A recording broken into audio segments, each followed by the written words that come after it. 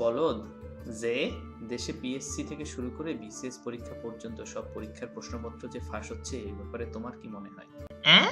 প্রশ্নের মান এতই খারাপ যে প্রশ্ন গলায় দড়ি দিয়ে ফাঁস নিচ্ছে? আরে গাধা, প্রশ্নপত্র ফাঁস মানে হচ্ছে প্রশ্ন পরীক্ষার আগেই পরীক্ষার্থীদের হাতে পৌঁছে যাচ্ছে, যেমন ধরো ফেসবুকের মাধ্যমে। এটা তো তাইলে সবার জন্যই সুখবর।